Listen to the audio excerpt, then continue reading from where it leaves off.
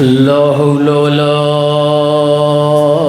قوة إلا بالله السميع العليم.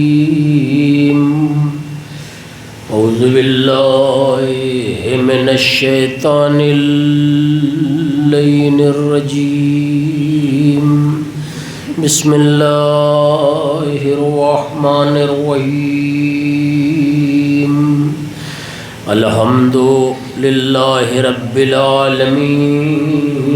الصلاة والسلام على أشرف الأنبياء والمرسلين سيدنا ومولانا شفيع ذنوبنا أبي القاسم محمد وآله الطيبين الطاهرين المعصومين الذين أذهب الله عنهم الرجس وطهرهم تطهيرا.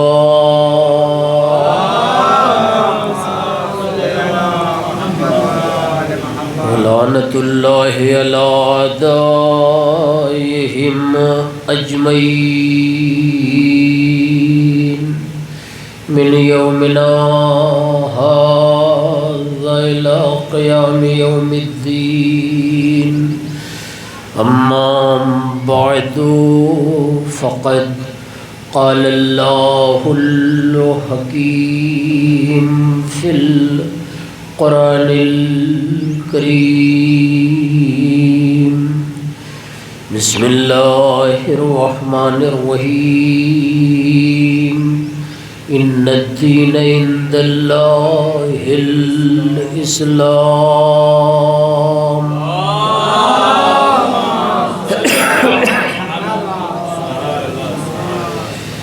عزیزان گرامی، قرآن مجید کا نہایت مشہور معروف فقرہ اپنے بیان کا سرنامہ بنا کر اپنے مختصر سے سامعین کے حوالے کر دیا، اور فراہم ہونے والے وقت میں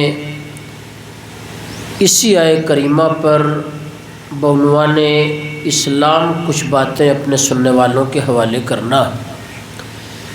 ان سالانہ مجالس کو اللہ سلامت رکھے، جہاں جہاں بھی ہندوستان میں ہو رہی ہیں، کسی طریقے سے یہ باقی رہے، برقرار رہے، اور پروردگار ان مجالس میں جو جس اعتبار سے حصہ لے رہا ہے اس سے اس کا اجر عنایت فرمائے. آنے والوں کو واقعی بطفیل شہزادی اسلام فاطمۃ الزہرا سلام اللہ علیہا کما حقہ اجر عنایت فرمائے. مختصر مرحلے میں آیہ کریمہ کے ضمن میں 2 یا 3 باتیں جہاں تک وقت ساتھ دے گا اپنے سننے والوں کے حوالے کروں گا. ارشاد پروردگار ہے کہ ان الدین عند اللہ الاسلام. پیش پروردگار اگر کوئی مذہب ہے تو اسے اسلام کہا جاتا ہے. حالانکہ یہ ترجمہ اس لیے مناسب نہیں ہے، کیا جاتا ہے اردو زبان کی کم مائگی کی بنیاد پر کہ اسلام کے علاوہ کوئی مذہب ہی نہیں ہے. حقیقت یہ ہے کہ اسلام کے علاوہ کوئی مذہب ہی نہیں ہے. اسلام کے علاوہ جو رخ بھی مذہب کے نام پر پایا جاتا ہے وہ ایک کہانی ہے، ایک قصہ ہے، اس کا حقیقت سے کوئی تعلق نہیں ہے. ایک بلند ترین صلوات عظمت محمد اور آل محمد.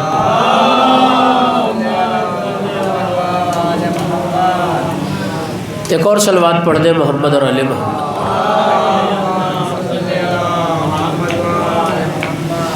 اس میں کوئی شک نہیں ہے تقریباً یہ عالم انسانیت کا مانا ہوا نظریہ ہے کہ اسلام ایک بہترین مذہب ہے، اس لیے کہ اسلام ہی وہ مذہب ہے کہ جس کی بنیاد اخلاق کے اوپر ہے۔ توجہ چاہتا ہوں، میں نے پہلا فقرہ آپ کے حوالے کیا، پوری گفتگو اسی تناظر میں اپنے سننے والوں کے حوالے کرنی ہے کہ اسلام وہ مذہب ہے کہ جس کی بنیاد اخلاق کے اوپر ہے۔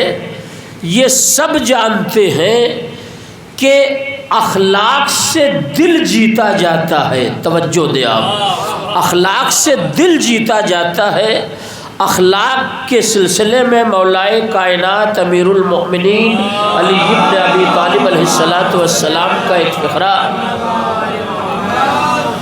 کہ اخلاق وہ اسلحہ ہے جو کبھی ناکام نہیں ہوتا۔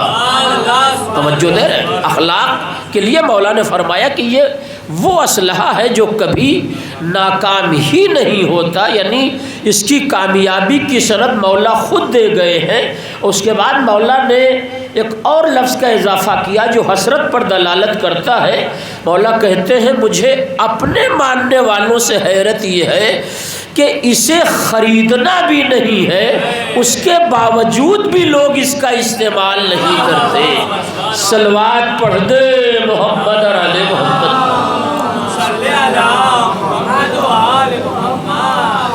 آج کی اس مختصر سی گفتگو میں صرف ایک رخ اس کو بنیاد بنا رہا ہوں، اس لیے کہ اسلام ہے کیا؟ توجہ دے آپ، اسلام ہے کیا؟ یہ سب سے بڑا مسئلہ۔ اسلام کسے کہا جاتا ہے؟ اسلام ہے کیا چیز؟ ٹھیک ہے، اسلام اللہ کا پسندیدہ مذہب ہے، یہ سب بھی جانتے ہیں، لیکن اس وقت جو سب سے بڑا مسئلہ یہ ہے کہ وہ اسلام ہے کیا جو اللہ کا پسندیدہ ہے۔ اس لیے کہ اگر عالم اسلام کی تاریخ اٹھا کے دیکھی جائے تو اللہ کی پسند الگ ہے اور مسلمانوں کی پسند واقعی الگ ہے۔ میں اپنی بات کر رہا ہوں، آپ کی نہیں۔ توجہ دیں آپ، اللہ کی پسند الگ ہے اور عالم اسلام کی پسند الگ ہے۔ مسئلہ پسند کا ہے۔ ہمارا کام اسلام کے قانون پر عمل کرنا ہے، ہماری پسند یا ناپسند کا کوئی دخل دین و شریعت میں نہیں ہے۔ ہمارا کام عمل کرنا ہے۔ جتنے قانون ہیں سب اللہ کے پسندیدہ ہیں، یا جتنے رخ ہیں سب اللہ کے پسندیدہ ہیں۔ مثلا لفظوں کو صرف آگے بڑھانے کے لیے بات آپ کے حوالے کر دوں کہ یہ قرآن مجید کس کا پسندیدہ ہے؟ ابھی ماشاءاللہ رمضان گیا ہے، رمضان میں تقریباً ہر آدمی کو پروردگار کی طرف سے خصوصی توفیق ملتی ہے کہ وہ قرآن مجید کی تلاوت کرتا ہے۔ توجہ دیں آپ، تو یہ قرآن کس کا پسندیدہ ہے؟ یہ قرآن اللہ کا پسندیدہ ہے، قوم کا پسندیدہ نہیں ہے۔ قوم کا کام اس پر اس کی تلاوت کرنا ہے، پسند کا جو تعلق ہے وہ اللہ کا ہے۔ کیوں؟ دلیل کیا ہے کہ یہ اللہ کا پسندیدہ ہے، عوام کا پسندیدہ نہیں ہے؟ اگر یہ قرآن عوام کا پسندیدہ ہوتا تو جتنی لینے والی آیتیں تھیں سب رہنے دی جاتی، جتنی دینے والی آیتیں تھیں نہیں۔ توجہ دیں آپ، اگر یہ عوام کا پسندیدہ ہوتا تو واقعی جتنی لینے والی آیتیں تھیں وہ سب رہتی، اور جتنی دینے والی آیتیں تھیں اسے ہم نکلوا دیتے کہ صاحب دینے کے نام پہ تو آپ اچھی طرح جانتے ہیں کہ ہر آدمی کتنا آگے اور کتنا پیچھے ہے، اسے بیان کرنے کی ضرورت نہیں ہے۔ توجہ دیں آپ، تو یہ قرآن اللہ کا پسندیدہ، ٹھیک ہے۔ یہ روزہ رمضان کس کا پسندیدہ؟ یہ بھی اللہ کا پسندیدہ ہے۔ ہمارا پسندیدہ ہوتا تو ہم اتنی درخواست تو اللہ کی بارگاہ میں دے ہی دیتے، مالک تو 30 کی بات کر رہا ہے، ہم 40 رکھنے کے لیے تیار ہیں، مگر رمضان کی شرط ہٹا لے، 40 روزہ سال بھر میں ہم رکھ لیں گے، یہ ہمارے اوپر چھوڑ دے، 10-15 جنوری میں رکھ لیں گے، کچھ دسمبر میں رکھ لیں گے، کچھ موسم خراب ہونے کا انتظار کریں گے۔ بہت توجہ چاہتا ہوں، یہ نماز کس کی پسندیدہ؟ یہ بھی اللہ کی پسندیدہ۔ ہمارا کام ہے 17 رکعت پڑھنا۔ اگر ہماری پسندیدہ ہوتی تو ہم اللہ کی بارگاہ میں واقعی درخواست دے دیتے، مالک تو 17 کی بات کر رہا ہے، ہم 34 پڑھنے کے لیے تیار ہیں، مگر وقت کا اختیار ہمیں دے دے۔ نہیں توجہ دے آپ، اہل سریہ واقعی بیدار مجمع ہے، مختصر سے لوگ ہیں مگر بیدار ہیں۔ میرے مالک وقت کا اختیار ہمیں دے دے، تو 17 کی بات کر رہا ہے، ہم 34 رکعت پڑھیں گے، مگر یہ کیا ضروری ہے کہ 4 بجے صبح میں بستر چھوڑ کر اٹھیں؟ جاڑے میں بڑی تکلیف ہوتی ہے اور نماز پڑھیں۔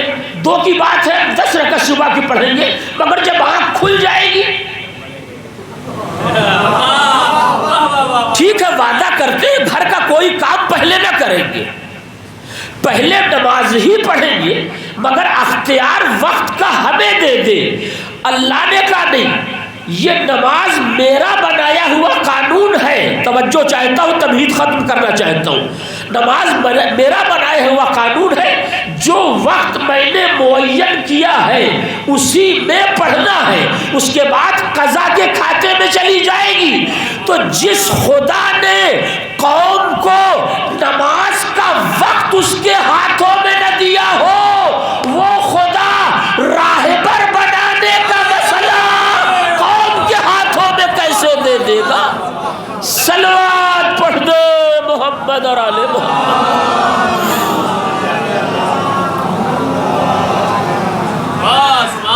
ایک بلند ترین صلوات عظمت محمد اور آل محمد۔ ایسے آگے آ جائے، ایک اور صلوات پڑھ دیں محمد اور آل محمد۔ تو یہ سارے قانون جو شریعت میں ہیں،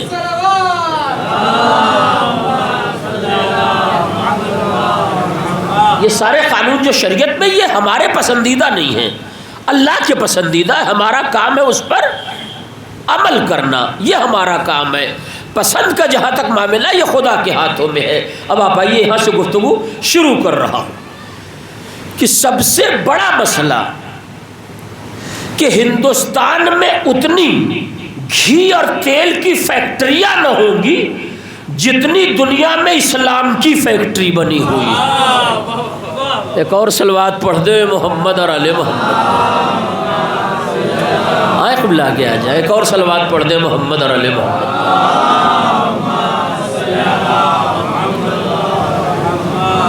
دیکھیں، میں دونوں چیزوں کو مکس کر کے آپ کے حوالے کرنا چاہتا ہوں تاکہ بار نہ بنے بیان اور کچھ واقعی حقیقی میسج پہنچ جائے۔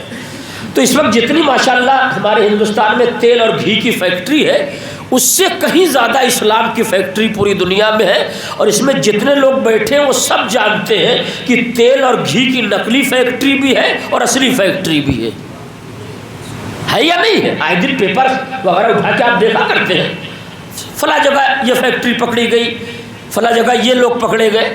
تو اسلام کی فیکٹریاں کھل گئی، لوگوں نے قرآن کا تیل بھی نکال لیا فیکٹری چلانے کے لیے، لیکن اپنے تیل پر تو چل نہیں سکتی تھی۔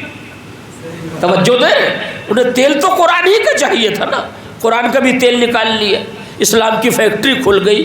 آج مختصر سے بیان میں واقعی اسی رخ کو اپنے سننے والوں کے حوالے کرنا کہ اسلام کیا ہے۔ اب آپ آئیے، یہاں سے گفتگو شروع کر رہا ہوں کہ اسلام کیا ہے، اور اس کے لیے مختصر سے وقت میں، چونکہ جمعہ کا دن ہے، مجلس اس سے بہت پہلے ختم کرنی ہے، نہ فی الحال آیات کو عنوان بنایا جائے گا اور نہ ہی احادیث کو عنوان بنایا جائے گا، جبکہ یہ ساری چیزیں پائی جاتی ہیں، ایسا نہیں کہ نہیں ہے، لیکن اس کے لیے ایک تفصیلی وقت درکار ہے۔ میں اردو زبان میں مجلس پڑھ رہا ہوں، اردو زبان میں آپ کو سمجھاؤں گا کہ اسلام کیا ہے۔ ہر آدمی نے اپنی خواہش کا نام اسلام رکھا، توجہ دے، ہر آدمی نے اپنی خواہش کا نام اسلام رکھا۔ ایک صاحب نے مجھ سے پوچھا، مولانا قیصر عباس صاحب آپ بتائیے اسلام کیا ہے؟ میں نے انہیں بڑے قاعدے کے ساتھ اسلام سمجھانا شروع کیا۔ دیکھیے، میں جو اسلام سمجھا رہا ہوں آپ اس پہ غور کریے گا۔ مجھ سے پوچھا نا کہ مولانا آپ بتائیے اسلام کیا ہے، میں نے کہا مجھے صبح میں ایک مجلس مل جائے، دوپہر میں ایک مجلس مل جائے، رات میں ایک مجلس مل جائے، اور ارجسٹ ہو جائے تو سپہر میں بھی ایک مختصر سے مل جائے، جیسے ہی میں نے تعریف کی سننے والا سمجھ گیا کہ مولانا کا اسلام سے کوئی تعلق نہیں ہے، یہ تو اپنی جیب کی بات کر رہے ہیں،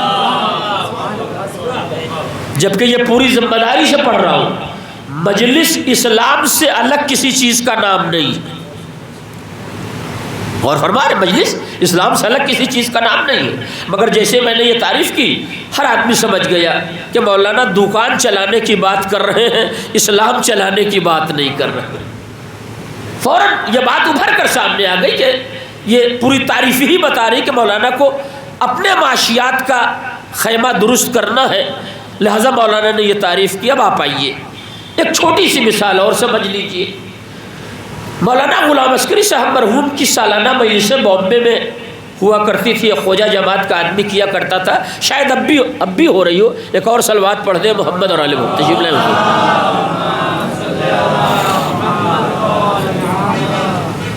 تو یہاں سے لکھنؤ سے پوری ٹیم جاتی تھی تنظیم کی، 2-3 بار مجھے بھی جانے کا اتفاق ہوا۔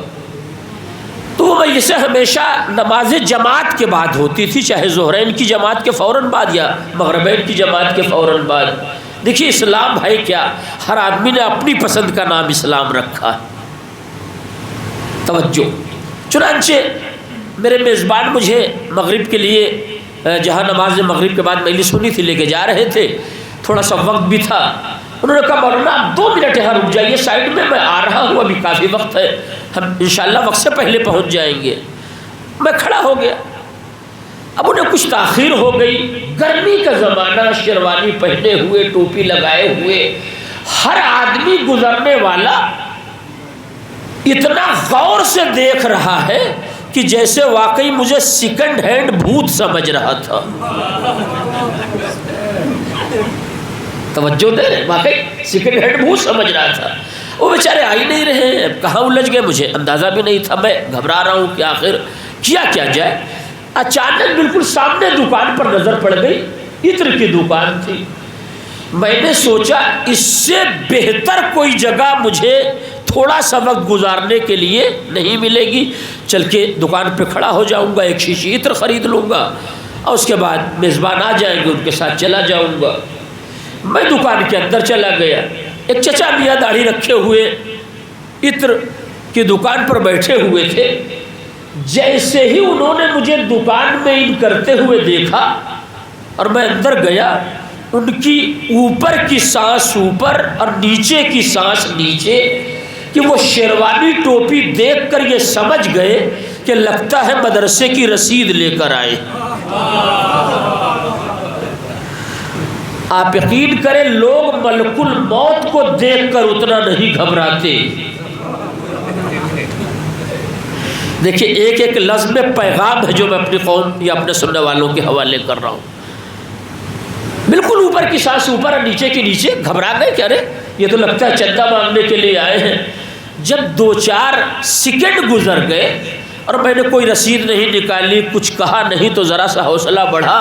بہرحال تھوڑا سا سانس درست کر کے انہوں نے مجھ سے پوچھا جناب میں کیا خدمت کر سکتا ہوں آپ کی؟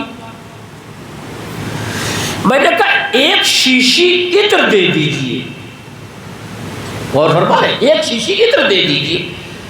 اب چہرے پر وہ خوشی طاری ہو گئی جو تھوڑی دیر پہلے واقعی ایک مردنی چھائی ہوئی تھی، غائب ہو گئی۔ انہوں نے بہت غور سے دیکھا کہ لگی جو ٹوپی آپ لگائے ہیں یہ بامبے کٹ تو نہیں لگ رہی ہے۔ میں نے کہا اصل میں یہ بامبے کٹ نہیں اسلام کٹ ہے۔ کہ لگے نہیں میرا یہ مطلب نہیں ہے۔ میں نے کہا بھائی ٹوپی بھی کوئی کٹ ہوتی ہے، ٹوپی اسلام کی علامت ہے، اس میں کیا پریشانی ہے؟ کہ لگے نہیں اصل میں یہ ٹوپی یہاں کی نہیں لگ رہی ہے۔ میں نے کہا جی میں یہاں کا نہیں ہوں، میں یو پی سے آیا ہوں۔ تو کہنے لگے کہ کہاں سے آئے ہیں؟ میں نے کہا ایک شیشی عطر خریدنے کے لیے کیا آئی ڈی دکھانی پڑے گی؟ ایک اور صلوات پڑھ دیں محمد اور علی محمد۔ ایک شیشی عطر خریدنے کے لیے کیا آئی ڈی دکھانی پڑے؟ کہ نہیں ایسی کوئی بات نہیں، آپ یہ بتائیں آئے کہاں سے؟ میں نے کہا بنارس سے آیا ہوں۔ کہنے لگے بنارس سے ایک شیشی عطر خریدنے آپ بمبئی آ گئے؟ میں نے کہا اتنی گرمی بھی نہیں پڑ رہی ہے کہ آدمی پاگل ہو جائے۔ کہنے لگے کیا مطلب؟ میں نے کہا ایک شیشی عطر خریدنے میں بنارس سے بمبئی آؤں گا۔ کہنے لگے میں بھی یہی سوچ رہا تھا کہ یہ تو ممکن نہیں ہے۔ کہنے لگے پھر؟ میں نے کہا بس آ گیا ہوں، ایک شیشی عطر دے دیجیے۔ کہنے لگے آپ کرتے کیا ہیں؟ آپ یقین کریں ممبر سے پڑھ رہا ہوں، اب ذرا سا میری بھی رگ شرارت پھڑک گئی۔ میں نے کہا پبلک کو بیوقوف بناتا ہوں۔ کہنے لگے نہیں واقعی بتائیے کیا کرتے ہیں؟ میں نے کہا بھائی میں اسے پڑھنے کے لیے آیا۔ اچھا اچھا آپ خطیب ذاکر ہیں؟ میں نے کہا جی۔ کہنے لگے ایک حدیث مجھ سے سن لیجئے۔ دیکھیے یہی کل مجلس اگر میسج پہنچ گیا تو واقعی قوم کی اصلاح ہو جائے گی۔ کہنے لگے ایک حدیث مجھ سے سن لیجئے، قیصر عباس کی مجبوری کیا تھی؟ یہ حدیث سنانے کے عادی تو تھے مگر سننے کے عادی نہیں تھے، پھنس گئے۔ اب دکان پہ کھڑے ہیں، اب وہ کہہ رہے ایک حدیث سن لیجئے۔ میں نے کہا ٹھیک ہے اگر آپ سنانا ہی چاہتے ہیں تو ذرا چھوٹی والی سنائیے گا، کوئی بڑی والی حدیث نہ نکالیے گا کہ جس میں بہت زیادہ وقت صرف ہو جائے۔ کہ لگے نہیں بہت چھوٹی حدیث سناؤں گا، بس جلدی سے سن لیجئے۔ میں نے کہا جی سنائیے۔ میرا مجمع واقعی میری طرف متوجہ اور باقاعدہ متوجہ، میں آپ کی سماعتوں کا شکر گزار ہوں۔ کہنے لگے حضور جب نماز شب کے لیے اٹھتے تھے تو پہلے عطر لگاتے تھے، پھر 8 رکعت نماز شب پڑھ کے عطر لگاتے تھے، پھر 2 رکعت نماز شفا پڑھ کے عطر لگاتے تھے، پھر نماز نافلہ کے بعد عطر لگاتے تھے، پھر نماز صبح کے بعد عطر لگاتے تھے۔ میں نے کہا آدھی آگے والی مجھ سے سن لیجئے۔ کہ لگے آپ کو بھی یاد ہے؟ میں نے کہا یہ اتنے مشہور کارخانے کی حدیث ہے، اتنے مشہور کارخانے کی حدیث ہے کہ سب کو یاد ہے۔ کہ لگے واقعی یاد ہے؟ میں نے کہا جی۔ کہ لگے سنائیے آگے۔ میں نے کہا نماز صبح کے بعد عطر لگاتے تھے، دعا پڑھنے سے پہلے عطر لگاتے تھے، ناشتہ کرنے سے پہلے عطر لگاتے تھے، ظہر سے پہلے عطر لگاتے تھے، نہیں میرا مجمع میرے ساتھ آئے، عصر سے پہلے عطر لگاتے تھے۔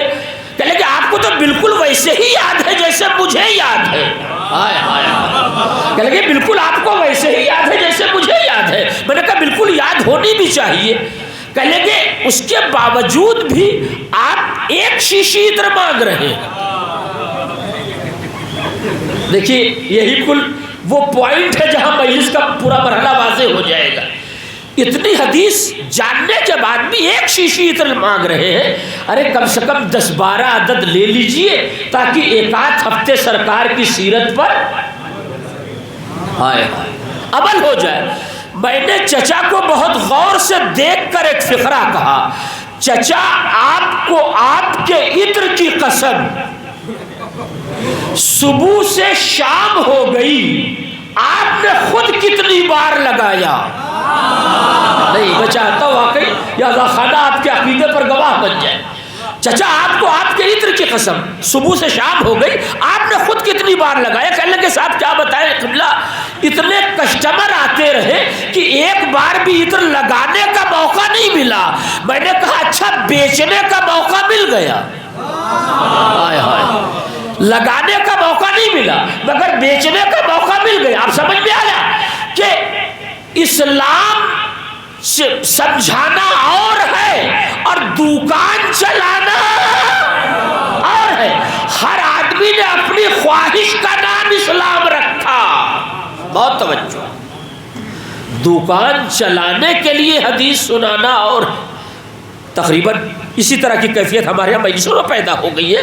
پروردگار واقعی ہمیں اس سے محفوظ رکھے۔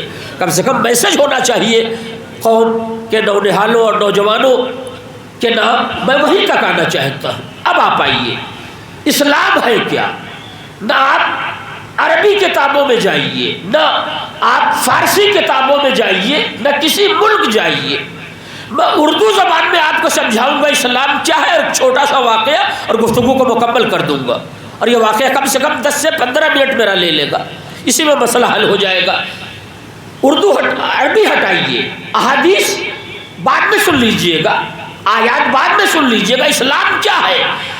جب یہ ذمہ داری علامہ اقبال نے اپنے کاندھے پر اٹھایا تو نہ جاپان گئے، نہ پاکستان گئے، نہ لبنان گئے، کہیں نہ گئے، 2 مصروں میں سمجھایا کہ اسلام کیا ہے۔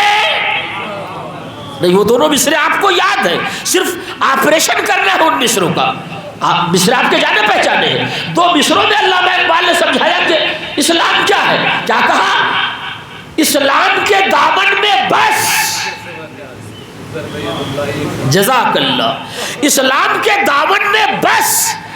اس بس پر علامہ اقبال نے اتنا زیادہ زور اس لیے لگایا تاکہ کوئی پرانا ٹرک آنے نہ پائے۔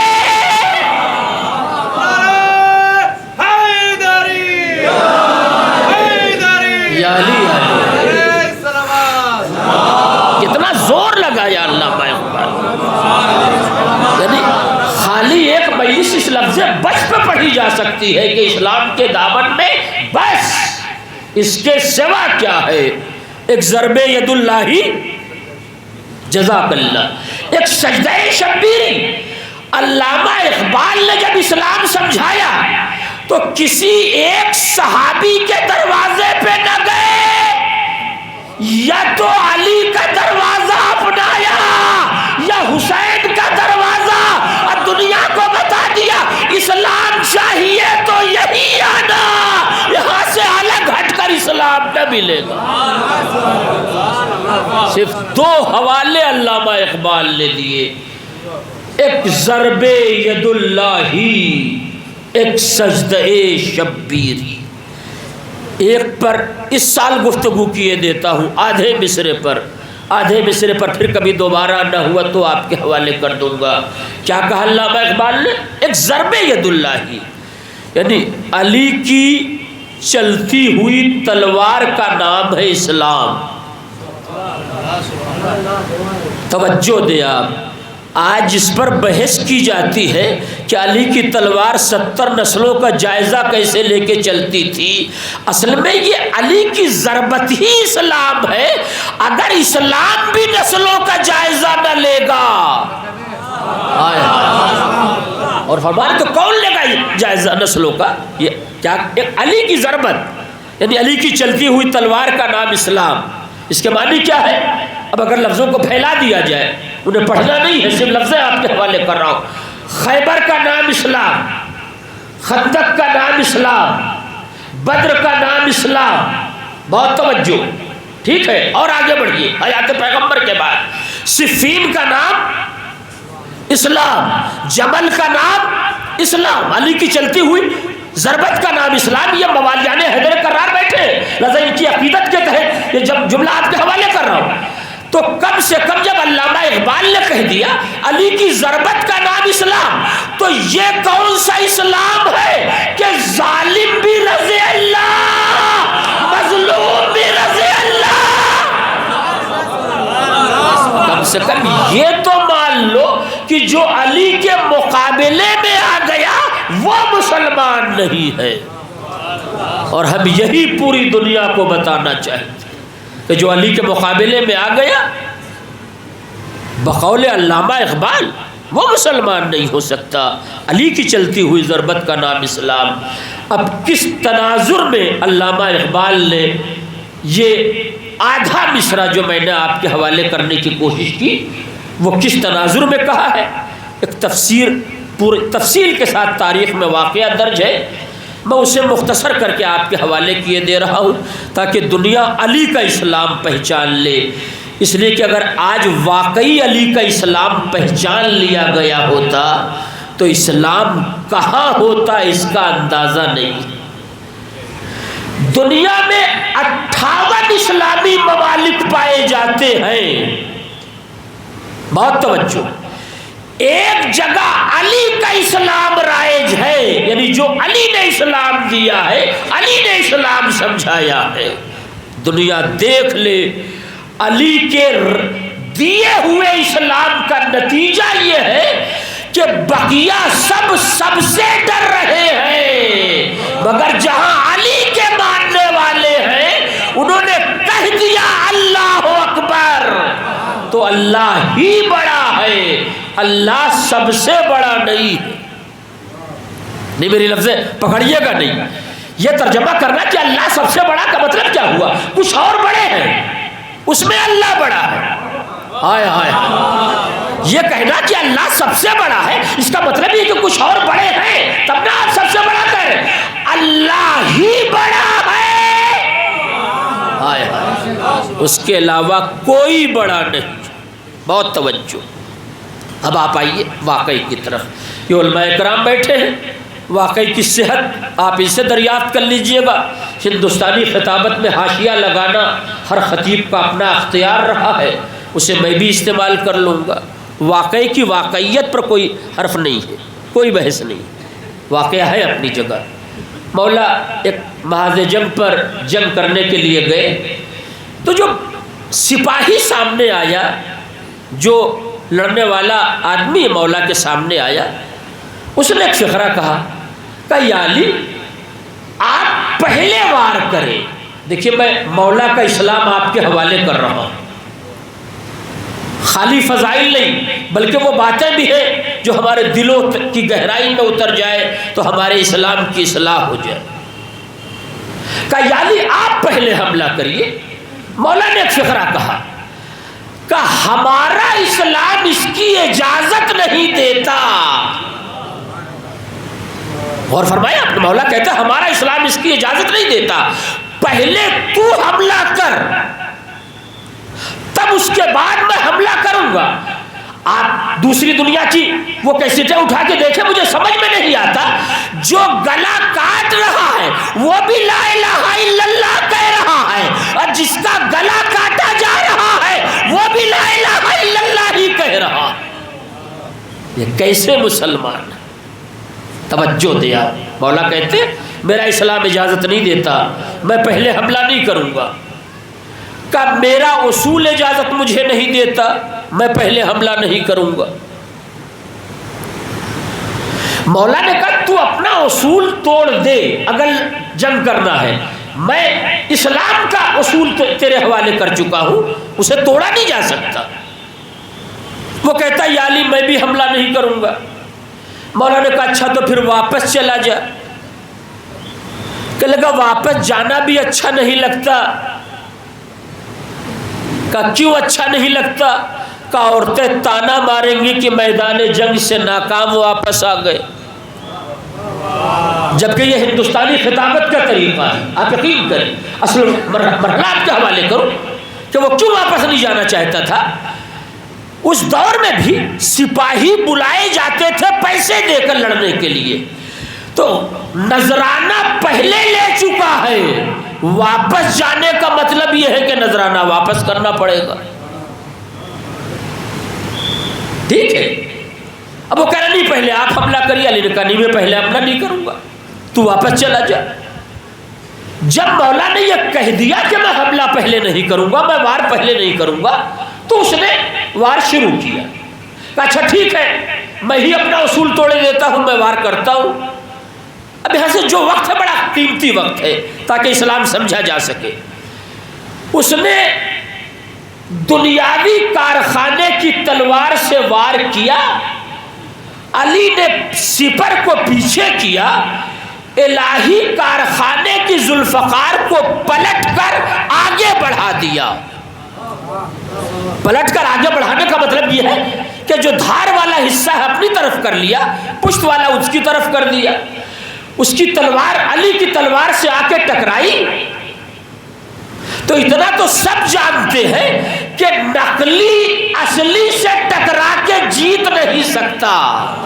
ہائے ہائے ہائے، توجہ دے آپ بھائی، ظاہر کہ دنیا کے کارخانے کی تلوار، الہی کارخانے کی تلوار، فرق تو رہے گا نا۔ اس کی تلوار ٹوٹ گئی، جیسے ہی آ کے مولا کی تلوار سے ٹکرائی تلوار ٹوٹ گئی۔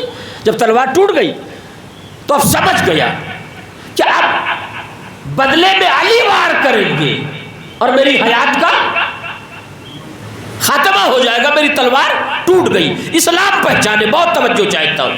جب 2-4 سیکنڈ گزر گئے اور علی نے وار نہیں کیا تو اس نے کہا یا علی آپ نے اتنی دیر میں جوابی حملہ نہیں کیا؟ مولا نے مسکرا کے کہا ہمارا اسلام نہتھے پہ بھی وار نہیں کرتا۔ ایک صلوات پڑھ دے محمد اور آل محمد کا۔ شکر گزار۔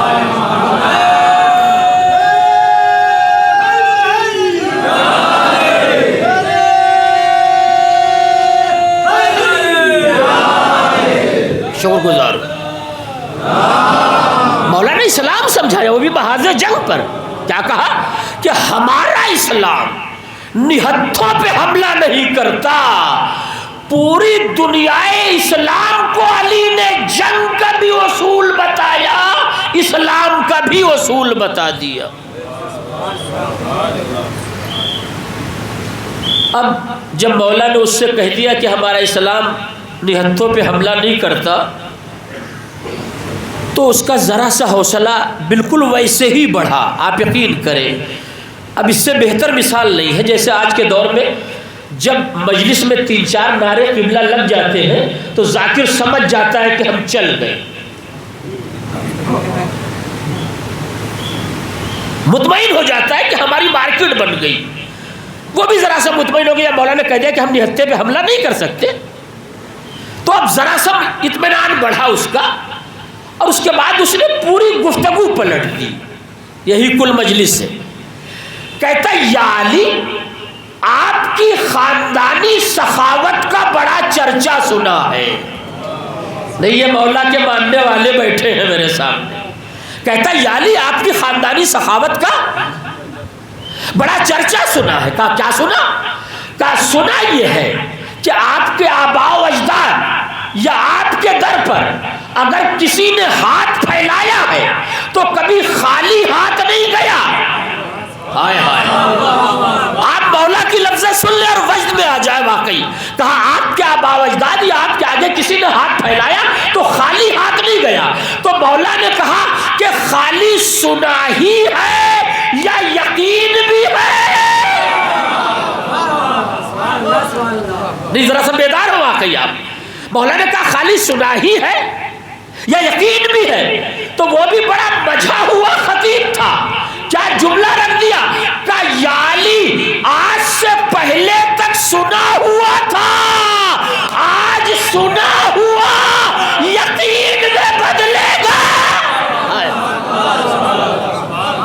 آج سے پہلے تک سنا ہوا واقعہ ہے، آج پورا سنا ہوا یقین میں بدلے گا۔ مولا نے کہا کیسے بدلے گا؟ کہ ابھی فیصلہ ہوا جاتا، ابھی سنا ہوا یقین میں بدل جائے گا۔ کہا اچھا جلدی کر۔ تو کہتا یا علی اپنی تلوار مجھے دے دیجیے۔ دیکھیے اس گھڑی کے اعتبار سے میرے پاس 5 سے 7 منٹ بچ رہے ہیں فضائل کے، اور واقعی اسے کارآمد بنانا چاہتا ہوں۔ مجمع جتنا جمع ہونا تھا جمع ہو گیا۔ پروردگار مجلس میں آنے والی ہر فرد جو آخر تک آنے والے سب کو اجر عظیم عنایت فرمائے اور دعائے شہزادی کا مستحق قرار پائے، قرار دے۔ بہت توجہ۔ کہ آج سنا ہوا یقین میں بدل جائے گا۔ کہ کیسے؟ تو ایک مرتبہ کہتا یا علی اپنی تلوار مجھے دے دیجئے۔ نہیں کیسے ہے؟ ایک ضرب ید اللہ اسلام۔ توجہ دیا، کیا ہے یہ؟ کہ یا علی اپنی تلوار مجھے دے دیجئے۔ مولا نے مسکرا کے تلوار اسے دے دیا، اور اب علی کا تاریخی فقرہ علی کے ماننے والوں کے حوالے کر رہا ہوں۔ توجہ دیا، مولا نے تلوار فوراً اس کے حوالے کر دیا۔ اس کے بعد ایک فقرہ کہا کہ اگر محاذ جنگ پر علی کے سامنے ہاتھ پھیلایا تھا تو حیات مانگی ہوتی۔ ایک صلوات پڑھ دے محمد اور آل محمد پر۔ میری ذرا بلند ترین صلوات عظمت محمد اور آل محمد پر پڑھ۔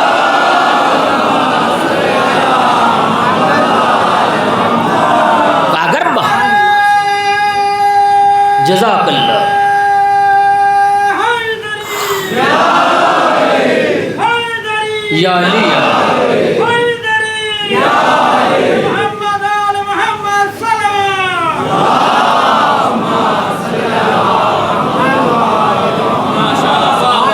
اگر یہ ایک لفظ پہنچ گئی تو مولا کی سیرت اپنے ماننے والوں تک پہنچ گئی.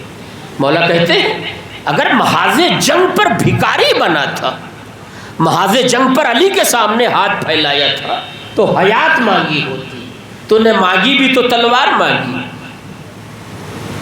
کہ پہلے تلوار دے دے، پھر اس کے بعد میں بتاؤں گا کہ میں نے صحیح مانگا کہ غلط مانگا. مولا نے تلوار دے دیا. کہتا ہے یا علی اب تو آپ کی حیات میرے ہاتھوں میں ہے. ہائے ہائے یا علی اب آپ کی زندگی میرے ہاتھوں میں ہے. اچھا اب ظاہر کہ جنگ ہے نا، تو علی تنہا لڑنے گئے ہیں محاذ پر، مگر بقیہ اسلام کا لشکر. اب یہ لفظ ظاہر ہے کہ طریقہ سرکار رئیس العظیم مرحوم کرار صاحب کا ہے، مگر واقعی لفظ میری ہے. کچھ لوگ تاڑ کے پیڑ پر چڑھ کے مولا کی جنگ دیکھ رہے تھے، کچھ کھجور کے پیڑ پر چڑھ کے مولا کی جنگ دیکھ رہے تھے، کچھ ببول کے پیڑ پر چڑھ کے مولا کی جنگ دیکھ رہے تھے. کانٹے سب میں ہوتے ہیں. ہائے ہائے اب وہ دور سے دیکھ رہے ہیں علی نے یہ کیا کیا، تلوار دشمن کو دے دیا. بھاگے ہوئے رسول اللہ کے پاس آئے، سرکار بڑی قیامت ہو گئی. کہا کیا ہو گیا؟ کہا علی نے تلوار دشمن کو دے دیا. نہیں میری بات اب بھی میرے مجمع تک نہیں پہنچی. میں اس مجمع میں یہ گفتگو کر رہا ہوں جہاں کا عقیدت مند شاعر اپنا کلام دوسرے کو دینے کے لیے تیار نہیں ہے. ذاکر اپنا نقطہ ہائے ہائے کسی دوسرے ذاکر کو دینے کے لیے تیار نہیں ہے. میں اس مجمع کے سامنے یہ بات پڑھ رہا ہوں. کہنے کہ یا رسول اللہ علی نے تلوار دشمن کو دے دیا. کہا تو خالی یہی اچھا، اگر وہ تو اچھا ہوا میں نہیں تھا وہاں، ورنہ ان سے یہ کہتا کہ تب تو آپ کا فریضہ بڑھ گیا تھا، آپ خود تلوار لے کے دوڑ گئے ہوتے. توجہ دے، آپ خود تلوار لے کے بڑھ گئے ہوتے جنگ کرنے کے لیے. کہا جا کے دیکھو ہوتا کیا ہے. اب آپ آئیے تتمہ کلام کی طرف آ رہا ہوں. 2-3 لفظیں رہ گئی ہیں اور اسے واقعی اپنے سننے والوں کے حوالے عجب زاویے سے کرنا چاہتا ہوں. مولا نے تلوار دے دیا. وہ کہتا یا علی اب آپ کی حیات میرے ہاتھوں میں ہے. تو مولا نے مسکرا کے ایک جواب دیا جو تاریخ میں پایا جاتا ہے کہ میں اسی باطل عقیدے کو صحیح کرنے کے لیے لڑ رہا ہوں. کہا وہ کیا؟ کہا تو یہ سمجھ رہا ہے کہ موت و حیات کا مالک تلوار ہوتی ہے. میں بتانا چاہتا ہوں حیات اور موت کا ذمہ دار وہ ہے. اگر وہ بچانا چاہے تو کوئی مار نہیں سکتا. ہمارا کروڑوں سلام علی محاذ جنگ پر اسلام سمجھا رہے. کہ اگر وہ بچانا چاہے تو کوئی مار نہیں سکتا. کہ اچھا ٹھیک ہے، اب تو تلوار میرے ہاتھ میں آ گئی نا، اب میں دیکھتا ہوں آپ کا خدا آپ کو کیسے بچاتا ہے. تھا بہت ڈھیٹ قسم کا آدمی، اور خالی ڈھیٹ نہیں احسان فراموش بھی تھا. ہائے ہائے مجھے نہیں معلوم کہ آگے کے لمحات کتنی قیامت برپا کریں گے، مگر میں نے مجلس کو تقریباً مکمل کر دیا، بالکل سرحد مصائب کے قریب آ گیا. کہ میں دیکھتا ہوں آپ کا خدا کیسے آپ کو بچاتا ہے. یہ کہہ کے پورا زور لگا دیا کہ یہ تلوار چل جائے. وہ مصرع بھی تو آپ کو یاد ہی ہوگا نا کہ تلوار کاٹتی ہے مگر ہاتھ چاہیے. سنا ہے نا مصرع؟ پیغمبر نے خیبر میں علم دے کر یہ بتا دیا لڑائی علم کے بھروسے نہیں جیتی جاتی، تلوار چلا کے جیتی جاتی ہے. توجہ چاہتا ہوں.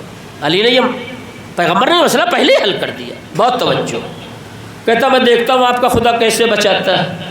اب وہ تلوار چلا رہا ہے مگر ہاتھ آگے پیچھے نہیں ہو رہا ہے، جہاں ہے وہی ہے. کہتا یا علی یہ تلوار چل نہیں رہی ہے. ہائے ختم ہو گئی مجلس. یا علی یہ تلوار چل نہیں رہی ہے. اب ظاہر کہ مولا علی اور اس میں دونوں میں کیا گفتگو ہو رہی تھی یہ تو بات کی بات ہے. میں مجلس کو ختم کرنے کے لیے ایک فقرہ فضائل کا آپ کے حوالے کر دوں. آپ کی عقیدتوں پر یہ فقرہ واقعی گواہ بن جائے گا. کہا یا علی تلوار چل نہیں رہی ہے. میں نے کہا مولا یہ آپ نے اپنی تلوار اس ناہل کو دے دیا. اگر خدا نہ خواستہ ایک صلوات پڑھ دے محمد اور آل محمد پر. آپ میری طرف متوجہ رہے. میں بڑی قیمتی لفظ آپ کے حوالے کرنا چاہتا ہوں. مولا اس ناہل کو تلوار آپ نے دے دیا. اگر یہ تلوار چل گئی اور فرما رہے آپ مولا اگر یہ تلوار چل گئی تو ہم غریبوں کا کیا ہوگا. یہ سریا والے کتنا روئیں گے آپ کے لیے. مولا نے مسکرا کے کہا قیصر عباس پڑھا 1,00,000 بار ہے سمجھے ایک بار بھی نہیں. میں نے کہا مولا وہ کیا. کہا جو تلوار مومن پہ نہ چلے وہ امیر المومنین پہ کہاں سے چل جائے گی.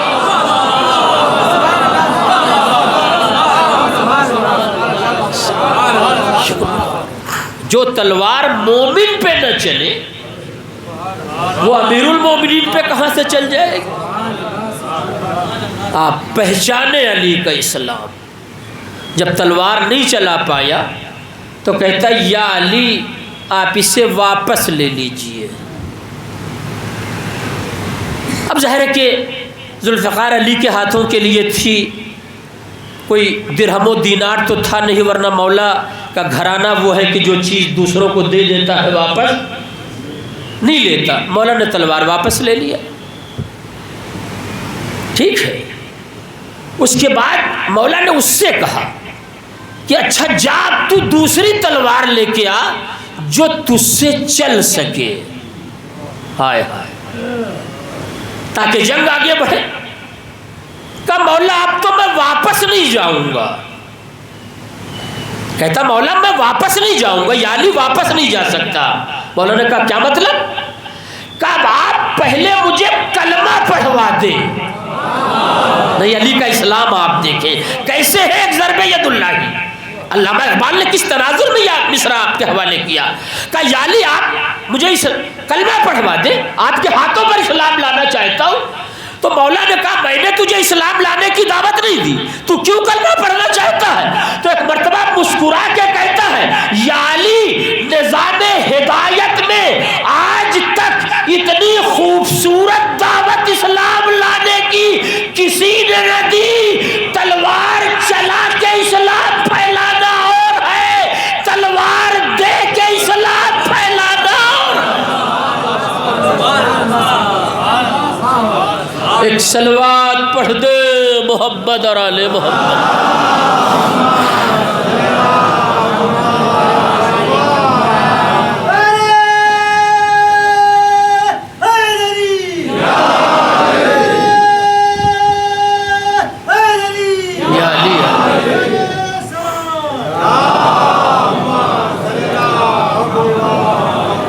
یہ ہے وہ مفہوم کہ ایک ضرب ید اللہ علی کی چلتی ہوئی تلوار کا نام اسلام.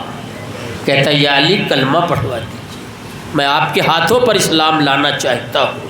ظاہر ہے کہ اتنا تو عام مجمع بھی جانتا ہے اور اتنی گفتگو تو ہر آدمی سمجھ سکتا ہے کہ علامہ اقبال نے اگر آدھے مصرے میں فضائل کہا ہے تو بقیہ آدھے میں مصائب. ایک ضرب ید اللہ یہ فضائل, ایک سجدہ شبیری یہ مصائب.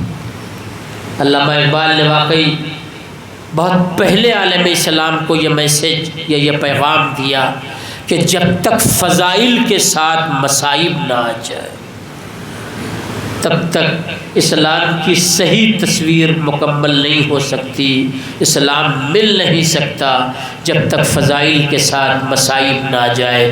یہی وجہ ہے ہماری مجلسوں کا دستور ہی یہ ہے کہ ذاکر پہلے فضائل پڑھتا ہے پھر اس کے بعد مصائب پڑھتا ہے۔ کیوں؟ اس لیے کہ ایک ضرب ید اللہ فضائل ہے تو ایک سجدہ شبیری بھرپور مصائب ہے۔ بھرپور مصائب بئی معنی کہ جیسے ہی سجدہ شبیری کا تصور پیدا ہوگا، کہیں 18 برس کے کڑیل جوان لال کی تڑپتی ہوئی لاش تصور میں نظر آئے گی، کہیں برابر کے بھائی عباس کے کٹے ہوئے بازو تصور میں ابھریں گے، کہیں 57 برس کا بوڑھا باپ اپنے 6 ماہ کے بچے کی لحد اپنے ہاتھوں سے بنا رہا ہے۔ یہ سارا تصور اسی ایک سجدہ شبیری میں نظر آئے گا۔ اور یاد رہے سجدہ شبیری کا اگر ایک تصور، ایک مفہوم یہ ہے کہ ایک چچا کربلا کے مقتل میں بھتیجے کے لاش کے ٹکڑے چن رہا ہے، تلاش کر رہا ہے، تو دوسرا رخ 11 محرم سے شروع ہوتا ہے، بلکہ شب عاشور سے شام غریبہ سے شروع ہوتا ہے، جہاں شہزادی سکینہ کے رخسار پر تماچے لگائے جا رہے ہیں۔ جزاک اللہ پروردگار ان آوازوں پر اپنی رحمتوں کو نازل فرما۔ یہ حسین کے عزادار جمع ہو گئے، عزا خانہ بھر گیا، میرے مالک تجھے علی اکبر کی جوانی کا واسطہ، یہ مجمع یہاں سے اپنی جھولیاں خالی نہ لے کے جانے پائے، ان کی دلی مرادوں کو برلا، ان کی دلی خواہشوں کو برلا۔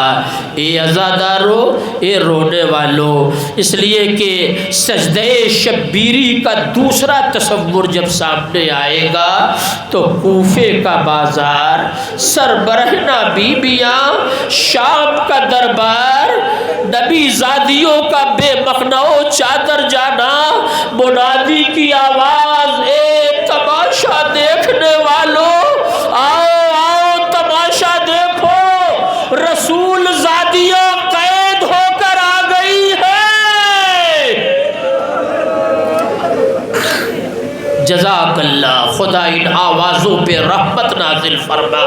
مصائب پڑھوں گا، مصائب میں کوئی کبھی اپنے اعتبار سے نہیں کرتا، پروردگار میں ان شہداء کے مصائب پڑھنا چاہتا ہوں جن کا لاشا کربلا کی جلتی ہوئی ریتی پر پڑا رہا۔ مالک تجھے علی اکبر کی جوانی کا واسطہ میری لفظوں کو اثر دے دے، میری زبان کو اثر دے دے۔ مجمع روئے گا، یقیناً روئے گا، آپ نہ روئیں گے تو کون روئے گا۔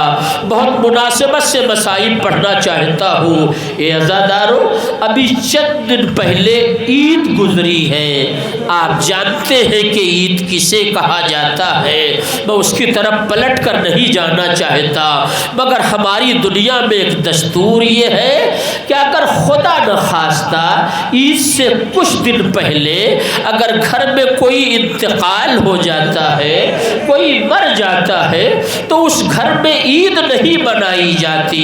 اس کے یہ معنی نہیں ہے کہ نماز نہیں پڑھی جاتی، نماز تو ادا کی جاتی ہے، مگر نیا لباس نہیں پہنا جاتا، خوشی کی جو رسمیں ہیں اسے نہیں منعقد کیا جاتا۔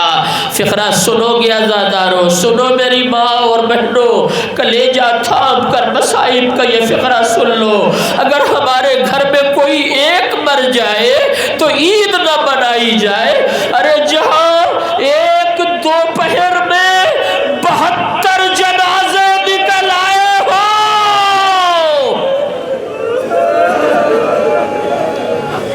جزاک اللہ، جزاک اللہ، ذرا سا حوصلہ اور پیدا کرو، وقت بہت زیادہ ساتھ نہیں دے رہا ہے، مگر پھر بھی مصائب کو مکمل کروں گا۔ اے عزادارو، رونے والوں، خدا تمہارے بچوں کو سلامت رکھے۔ خدا یہ دن ہمیں نہ دکھائے کہ ہم اپنے جوان لال کا لاشا تنہا اٹھائے، مگر ہائے غریب زہرا، ہائے فرزند زہرا، ہائے غریب حسین، 57 برس کا بوڑھا باپ، 18 برس کے کڑیل جوان لال کا لاشا۔ یہی وجہ ہے حسین مقتل سے جب خیمے کی طرف آ رہے تھے تو کئی بار لاشا اکبر کو رکھ دیا، اب پکار کر کہا اے بچوں، بوڑھے باپ سے جوان کا لاشا نہیں اٹھ رہا۔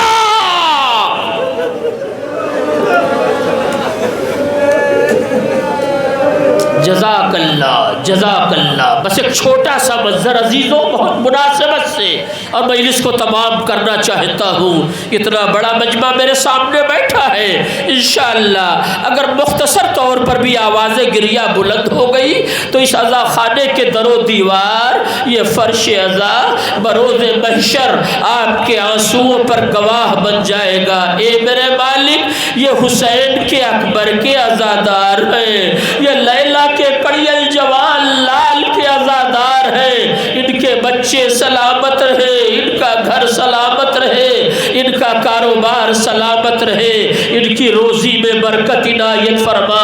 بآخری منظر آپ کے حوالے کر رہا ہوں۔ اے عزادارو، مقتل میں ایک فقرہ ملتا ہے کہ جب یہ قافلہ زندان شام سے رہا ہو کر مدینے آیا، ختم ہو گئی مجلس، اور جب مدینے آنے کے بعد پہلی عید آئی ہے، میں نے ان ماؤں کو تڑپ تڑپ کے روتے ہوئے عید کے دن دیکھا ہے جن کے جوان بیٹے اس دنیا سے گزر گئے۔ میں نے ان لوگوں کو واقعی تڑپ تڑپ کر روتے دیکھا ہے جن کے گھر میں کوئی جوان موت ہو گئی ہو۔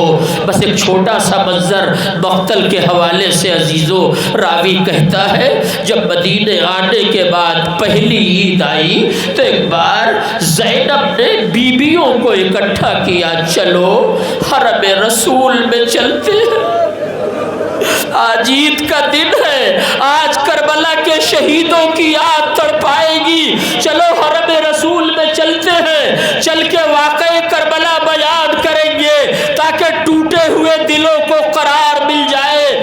لفظ سنو گے عزادارو، بیبیاں حرم رسول میں آ گئی، واقعہ کربلا کی دیدہ ذاکرہ کا نام زینب ہے۔ ہماری طرح سنا ہوا یا پڑھا ہوا مصائب زینب نہیں پڑھ رہی، بلکہ زینب نے بھائی کے گلے پر چلتا ہوا خنجر دیکھا ہے، زینب نے اکبر کا زخمی سینہ دیکھا ہے، زینب نے گلوئے نازنین علی اصغر دیکھا ہے۔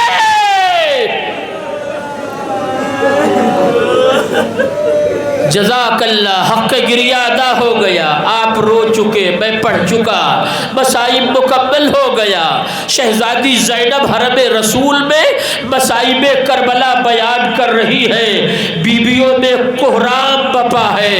ظاہر ہے شہزادی زینب نے اگر اصغر کا مصائب پڑھا ہوگا تو رباب پہ کیا گزر گئی ہوگی یہ رباب جانتی ہے، اگر شہزادی زینب نے قاسم کا مصائب پڑھا ہوگا تو آپ یقین کریں یہ ام فروا بتائیں گی کہ کیا گزر گئی ہوگی۔ بآخری لفظ سنو عزادارو، ایک بار علی کی بیٹی نے لیلا کو دیکھا، مصائب علی اکبر بیان کرنا شروع کیا، تھوڑی دیر کے بعد فضا میں ایک آواز بلند ہوئی، والی اکبر۔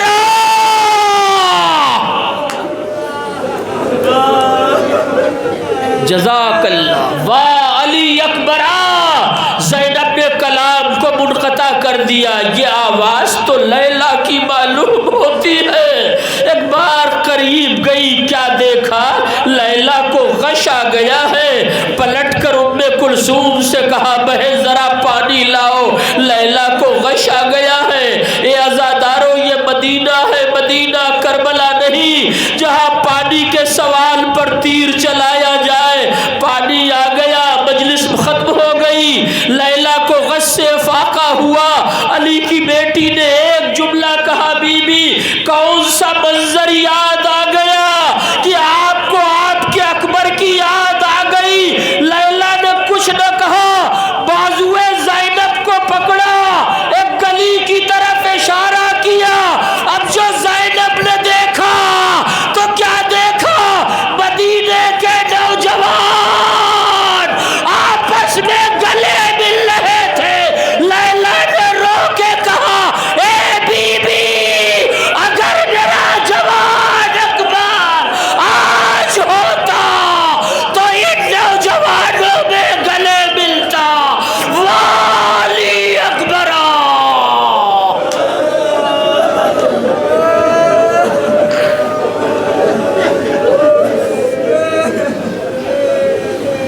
وَسَيَعْلَمُ الَّذِينَ ظَلَمُوا أَيَّ مُنقَلَبٍ يَنقَلِبُونَ۔ إِنَّا لِلَّهِ وَإِنَّا إِلَيْهِ رَاجِعُونَ۔